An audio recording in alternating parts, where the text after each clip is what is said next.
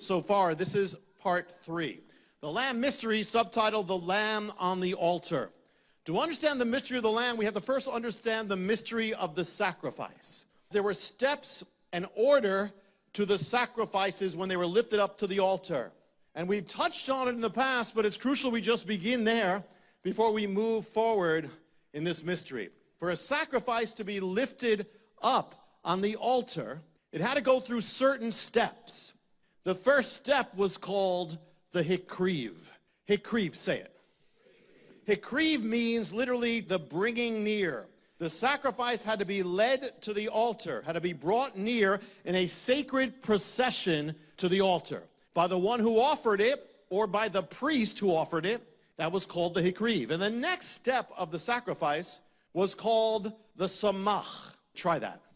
The samach was the sacred placing of hands on top of the head of the sacrifice. And that was done also by the offerer or the priest.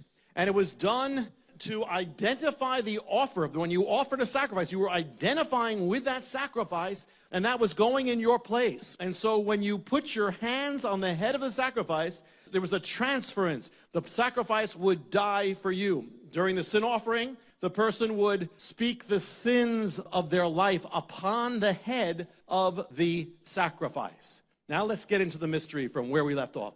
Matthew 26, verse 65. Then the high priest tore his robes and said, "He has blasphemed. What further need do we have of witnesses? Behold, you've now heard the blasphemy. What do you think?" They answered, "He deserves death." Then they spat in his face and beat him with their fists. And others slapped him and said, "Prophesy to us, you Messiah." Who's the one who hit you? What are they doing as it begins the account of Messiah's death? What are they doing?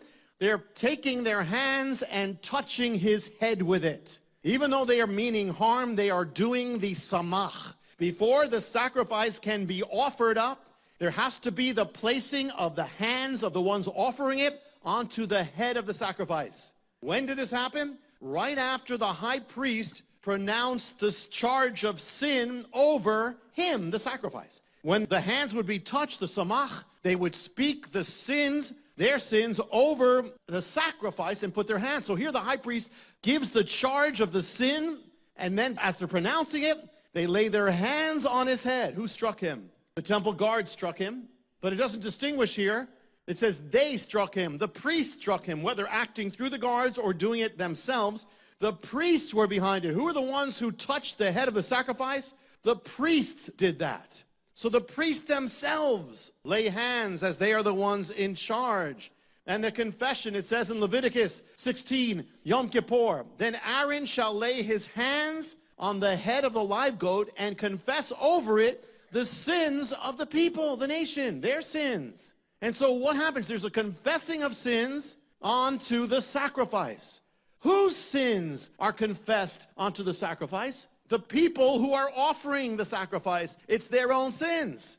Aaron had to first confess his own sins. So what's happening here? Who's doing this with Messiah? The priests of Israel are doing it because they had to do it. What sin are they putting on him? Their own sin. Because that's what's done when you do this. You're pronouncing your own sin. So when they accused him of blasphemy, it was their sin. They were the ones who were committing blasphemy. They were putting themselves in the place of God, judging God. They were accusing God of blasphemy. That itself is blasphemy. It's a sin of man. It's a sin of the priests. But they were judging God as not being God, and man is over God. That's blasphemy. It's their own sin that they're crucifying. But note something. The priests aren't just priests. They represent something. They represent others. They represent the people. So they represent Israel, and Israel's a nation of priests, which represents what? If Israel's a nation of priests, who do they represent? All nations. So here, the priests are literally putting their own sins on Messiah. Blasphemy. You know, their own sins are doing it. Jealousy, envy, arrogance, hardness to God, corruption, which will cause him to go to his death. But they represent all the people, all Israel, and more. Then verse 1 of the next chapter, Matthew 27. It says, "Then when morning came and all the chief priests and elders gathered, conferred together against Yeshua, Jesus, to put him to death, they bound him and led him away and delivered him to Pilate, the governor.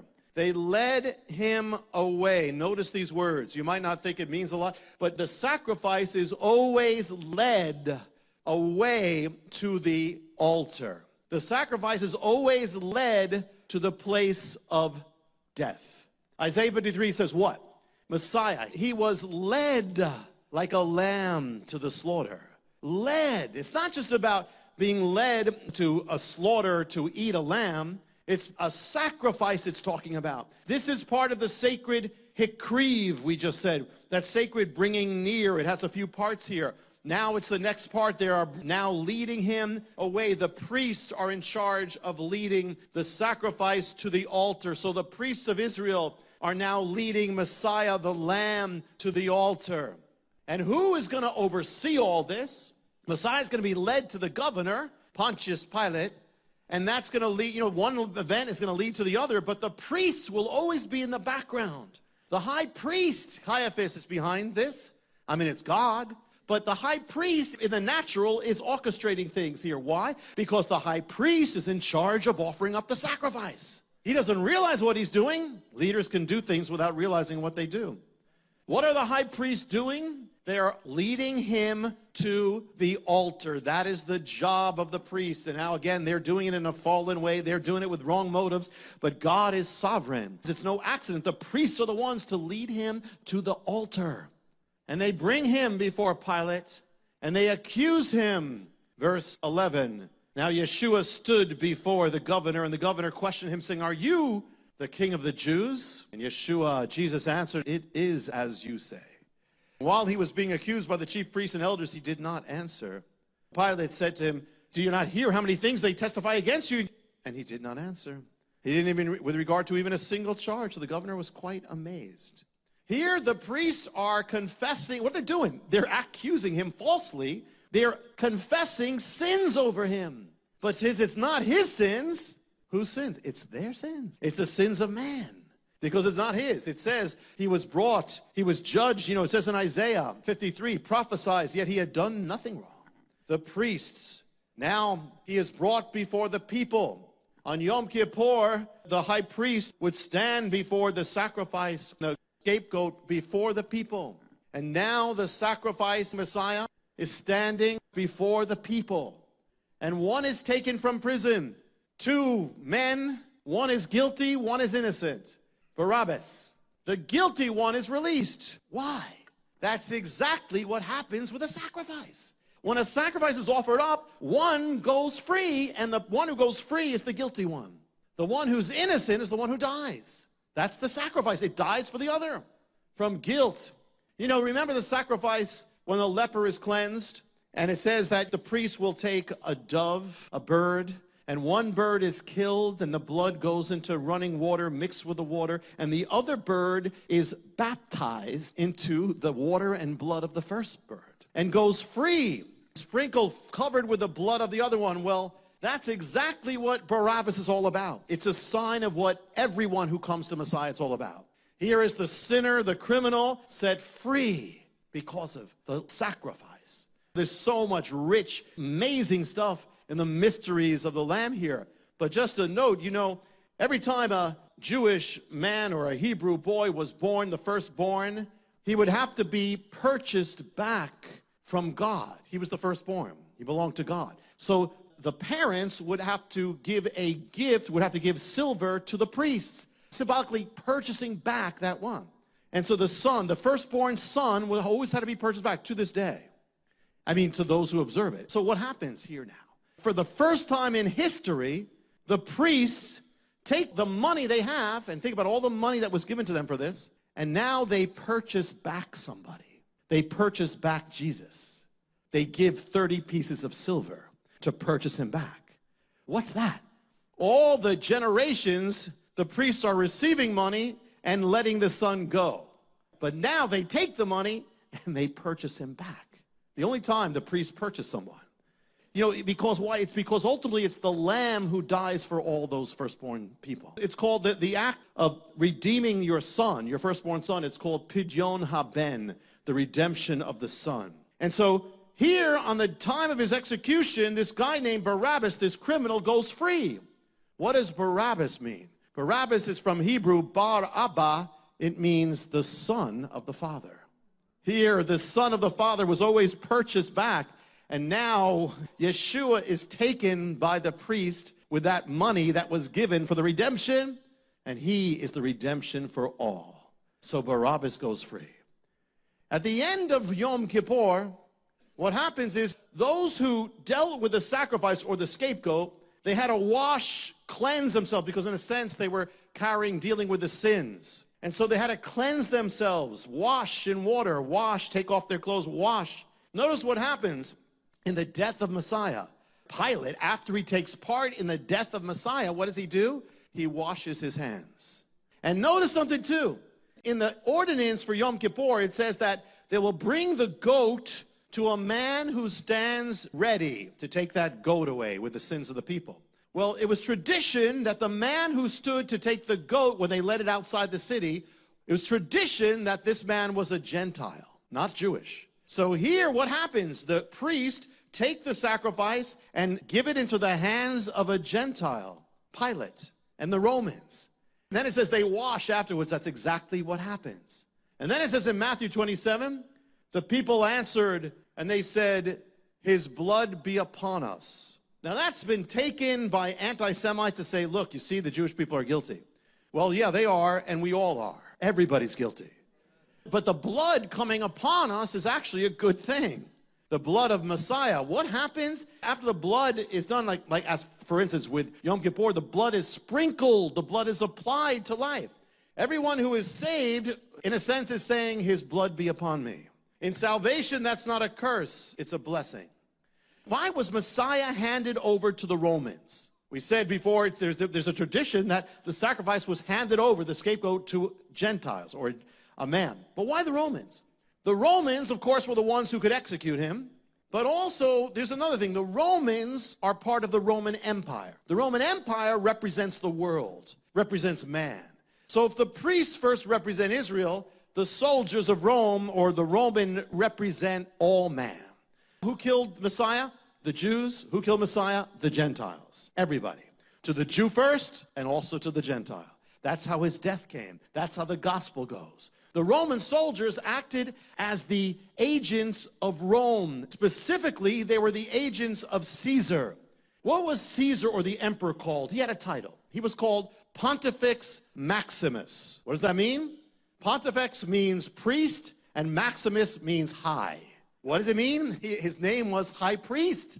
So you have the Jewish high priest, and then you've got a Gentile high priest, the one who is behind both things. Look what happens when he goes onto the cross. He's on the cross, it says, Matthew 27, verse 27, then the governor's soldiers took Yeshua, Jesus, into the praetorium, gathered the whole company of soldiers around him. They stripped him, put a scarlet robe on him, wove a crown of thorns on him and set it on his head. They put a staff in his right hand and knelt in front of him, mocked him, said, "Hail, King of the Jews, hail." They spit on him. They took the staff and struck him on the head again and again. Where did they strike him? On the head again and again.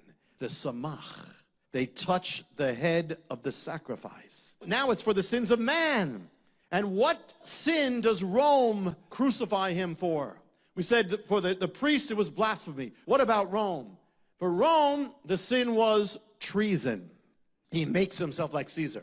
But what is that? Remember the principle. He's not guilty of anything. It's not his sin. This is the sin of Rome. Why? What is it? Treason is declaring yourself king above the true king. What is it about Rome, which is also the sin of man? It's man declaring himself king above the true king.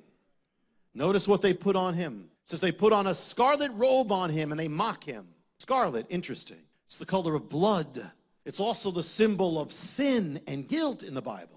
Though your sins be as scarlet, they shall be white as snow. Here is a scarlet robe on him. Also, it's red. The word in Hebrew for red is Edom, from which we get the word Adam. Adam is named after the earth, the red earth of the Middle East. So here he is wearing the color of sin, the color of Adam, of man, because he is going to die for the sins of man, the sins of Adam. On Yom Kippur, the holiest day of the year, 2 goats, one goes to the altar and death comes. The other one goes and escapes, takes the sins away, symbol of the same thing. When they took the scapegoat away, and we know from the ancient writings what they did, they took a cloth and tied it around the horns of the scapegoat, symbolic that it was taking away sin. Well, what color was that? Scarlet. They put scarlet on the scapegoat. What is Messiah clothed with? Scarlet, because he's the scapegoat. Now they lead the sacrifice to the altar. They lead him through the streets of Jerusalem to the place of execution, part of the sacred procession of the Hikriv. There's something about it. Going to the final place of his death. And he carries the wood upon him. Here is a link to Isaac coming up the mountain, the same place. Coming up, carrying the wood. Abraham put the wood of the sacrifice on the shoulder of his son. So now God the Father takes the wood of the sacrifice, puts it on the shoulders of his son. As they go up to the place, same place where Isaac and Abraham were. Wood is also a symbol. It was also used to burn the sacrifices. The sacrifice would be put on the altar and wood would do it. The burnt offering, Messiah, is as the burnt offering in Hebrew. The olah means it's totally consumed. He is bound to the wood. They bind him to the wood. It says in Genesis 22, Abraham took his son, same mountain, and bound him to the wood. The lamb on the wood. There's always this link with the lamb and the wood. In Passover, what do you see? The blood of the lamb is put on the beams of wood. So now the Lamb of God is put on the beams of the cross. There's always the blood and the wood. And where is he led? He's led outside the gates of Jerusalem. Why? Because the scapegoat had to be led outside the camp. A place in Hebrew, the word is Azazel, or Gazar, actually. A place that means it's cut off. It's cut off with a man standing, in readiness, just like, again, the Roman soldiers are waiting. The sacrifices were actually killed at the gate or the altar, which is outside the veil of the temple. At Passover, the sacrifice is killed by the doorway. Here, Messiah is killed outside the gate, same thing. And they put on his head a crown of thorns. What's that about? Well, again, you go back to Mount Moriah, same place, where Abraham offered up Isaac. And what happened as he's about to lift up the knife? God said, stop, don't do this. And then they looked and they saw a ram was caught in the thickets in what? Caught in the thorns. It was caught by its head, obviously, thorns. So they put that on. But there's something else too. The first place where the thorns appear in the Bible is when man falls in sin and God says, now you are cursed. And now what will come up from the earth will be thorns. Thorns are a symbol of the curse, and so now Messiah wears a crown of thorns. Why? Because he is now the king of the curse.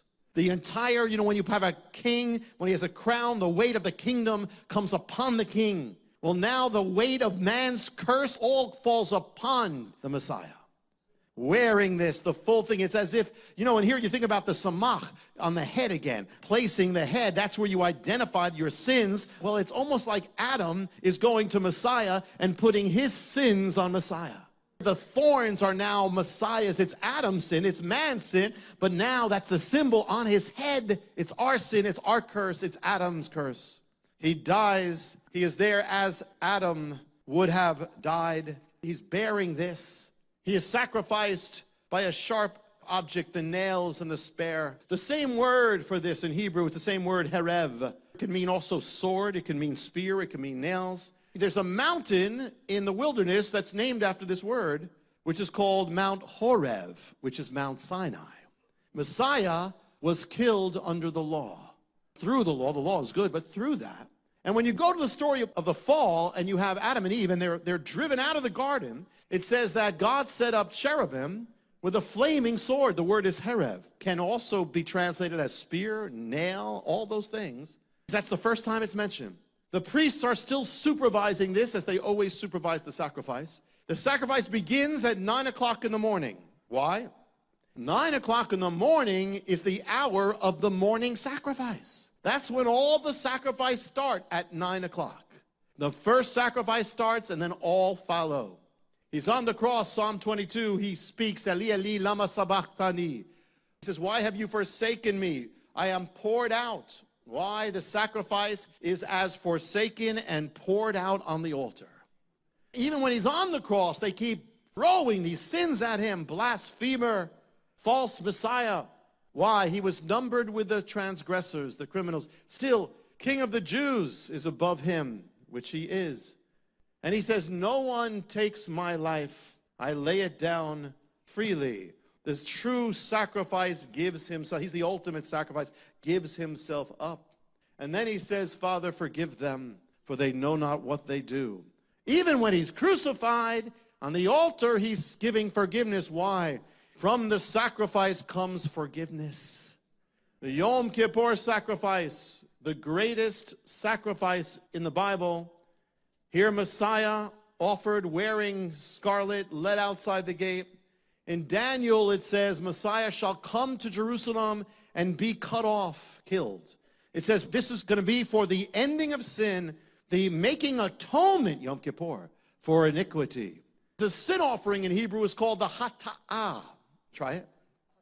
Hata'ah not only means the sin offering, it also means the same word for the sin. And in the Hebrew, it's all the same. The sacrifice is not separate from sin. It's not just a sin offering. It's as if it's sin itself is going to be killed. So it is written in Romans 8, God sent his Son in the likeness of sinful flesh. It says in Corinthians, God made him who knew no sin to become sin. That's the hata'ah. He becomes sin. In the likeness of sin, he's treated as sin. And the other word in Hebrew for the other sacrifice, very similar, is the guilt offering. The word is asham. Try it. Asham is the word that means guilt offering, but it also means the guilt. Messiah is so identified, the sacrifice is so identified with it, he actually becomes guilt itself.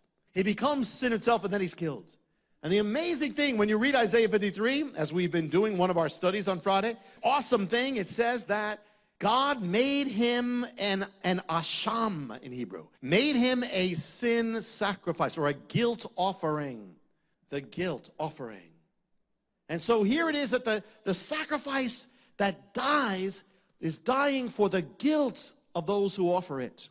And so it's interesting because the first guilt, the fall of man, happens in the Garden of Eden. And it happens by a tree. Man falls through a tree. So now it's almost like the guilt is now being displayed again. Here's a naked man as you had with Adam. And here is the tree as you had with Adam. But the only thing is man fell by a living tree. Now man is redeemed through a dead tree. The tree is now dead. Messiah is dead. But it is the redemption of the guilt that was the asham, the image of Eden. And then another part of the sacrifice. God is awesome, isn't he? God is deep, isn't he? Amazing, isn't he? Messiah is all the offerings, and that is the offering that has to be poured out. And so Messiah here on the cross, his life is poured. It says in Isaiah 53, he poured himself out. He says on there, I thirst. He's poured out. And then there's that olah offering, the whole offering that is to go up completely. He's consumed completely in the judgment of God. And he takes upon all judgment in hell for our sins, for eternity, all in that. And then he says, into your hands I commit my spirit. The sacrifice always ultimately goes up to God. And then when does he die? He dies at the hour of 3 o'clock. Is that significant? Yes, it is. 3 o'clock is the exact hour of the evening sacrifice. It's the closing sacrifice. So think about that. He's there for 6 hours. 6, the number of man created on the 6th day. For the number of man, he dies for the sins of man. He dies from morning to evening. His death, his sacrifice begins with the morning sacrifice, which is the first sacrifice, and ends with the evening sacrifice, which is the last sacrifice. He is the beginning and the end of everything. He is the beginning sacrifice and the final sacrifice. The Lamb who was slain before the foundation of the earth. The beginning and the evening, the ending. The aim is to end the old. So from morning to evening, the Alpha and the Omega. Beginning while the sun is rising, as he is the sunrise, and ending with the sun beginning to set. He is the sunset, the light of the world. 3 hours of rising, 3 hours of falling. And something else. The morning sacrifice was always a lamb. There could have been many things, but it was a lamb. The evening sacrifice was always a lamb. So what it's saying is that you could have other things come, and you could have goats and heifers, but it always began and ended with a lamb. It all epitomized by the lamb. Just like the first sacrifice is really the Passover lamb. The lamb is the beginning and the end. And it ends on Passover. The lamb was, before there were any of the other sacrifices, it all began with the lamb, all ends with the lamb, with a final lamb comes in. He is the lamb. He comes on the day of the lamb, dies at the hour of the lamb, and he brings it all to finish in him. The Alpha and the Omega, the beginning and the end, the one who began existence and the one who takes the old existence to himself and ends it. Not a bone is broken, it says in John, because the Passover lamb could not have a bone broken. It says the Passover lamb and the ordinance of the Passover lamb, it says he shall be, in Hebrew, tamim. Try it, tamim. Tamim means, you could say perfect. It means without blemish, without spot. But it also can mean all consumed, completed, consumed, finished. He is the consumed lamb as well. It says in the Passover ordinance, it says they will take a lamb, spotless, and they shall slay it. Now, interesting. The command doesn't say they shall slay them, because there's thousands of lambs. It says they shall slay him. Amazing. It's like saying there's one lamb for all. The priests slay the lamb on one hand. The priestly nation, Israel, slays the lamb. Rome slays the lamb. But there's one that dies for all. He is cut off. He dies outside the gates, where the sacrifice is killed and where the sacrifice would be taken outside the camp at the end. Outside the holy place. It's kind of symbolic because he's going to die. He is the Holy One. He is from the holy place. He's from heaven, but he's dying on earth as if he's outside already. On Yom Kippur, or the time of the sacrifice, you'll see the sacrifice is killed on the altar outside. You could see that outside. But where the real work happens is when the blood goes into the Holy of Holies. That's where it's really done. So the same thing with Messiah. He dies on the cross on earth where everybody can see it. But the real work is done in heaven, in the heavenlies, in the Holy of Holies. It says he entered the heavenly places. In the book of Hebrews, it says his body was broken. Basically, he calls it a veil. The moment he dies, it says the veil in the Holy of Holies splits apart. Splits apart. Daniel says about Messiah coming, it says, this is appointed to finish the transgression. Interesting, because it could say to finish many transgressions. That's true. But it says finish the transgression, which almost as if it's one transgression from Eden, and it encompasses every other transgression. Well, interesting, because on the day of the fall of man, God sent the man and woman outside the gates of Eden. It says he stationed cherubim, angelic beings at the place there with a flaming sword to not let anything come back. The word for in Genesis when it says he stationed them, the word is shakan. Try it. From that word shakan, you put an M in front of it, you get mishkan. Mishkan is the word for the tabernacle. And that became the temple. See, the tabernacle and the temple, it's linked back to Eden. In the temple, what do you have? You have the cherubim on every veil.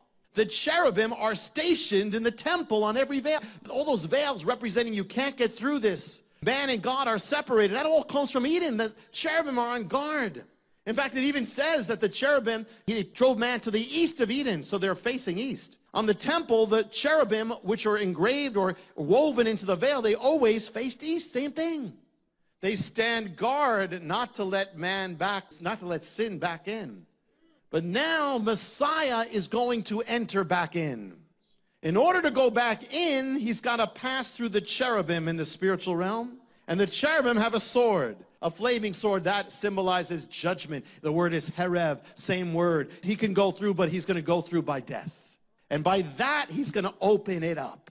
On Yom Kippur, the high priest would go through the veil, and every time he looked at that veil, he'd see the cherubim of Eden. He'd see the cherubim there. And he would go there, he could go around it. He couldn't break the thing open. Messiah told the thief on the cross, he said, today I tell you, you will be with me in paradise. Paradise? Strange. It comes from a Middle Eastern word, fardes, which means a garden. Like a garden of trees, like as in Eden. Today, man was blocked out of paradise. On the cross, Messiah says, today you will be with me in paradise. In the presence of God, the Holy of Holies. That's what it was all about. It was about coming back to God. God was saying, I'm not finished. I'm going to make a way. It's going to be a big price here, but I'm going to make a way that you can come back into paradise. And now at the very moment of his death, the Bible says the veil that had the cherubim was torn in two.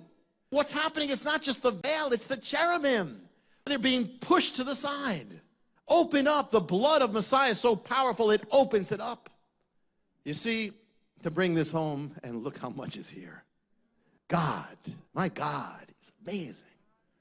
You see, all of us grow up, what's that have to do with you, in a world of separation. Children of Adam, cast out, veiled, obstacled, barriered, longing but unable to get back. We have barriers of fear, we have barriers of rejection, barriers of hurt, barriers of failure, of sorrow, of guilt, of shame, veils. They hang over our lives. And they all come ultimately from that first one from Adam. The barriers between man and God. But from that moment he died, the curse is truly broken. The veil is torn in two from top to bottom by the hand of God. To the right and to the left, the cherubim are pushed aside, who guarded the gates of Eden and the way to the tree of life. Meaning the barrier of all, the mother of all barriers is swept away, and that means all the other barriers are swept away in the blood of Messiah. Why did the cherubim, even the cherubim, angelic being, why did even that thing have to be, why did God take his own vessel, his own veil, its beautiful, gigantic, holy vessel, and tear it apart? Why? Because Messiah was passing through. It was the ultimate Yom Kippur. The veil is finished because of the blood of the Lamb.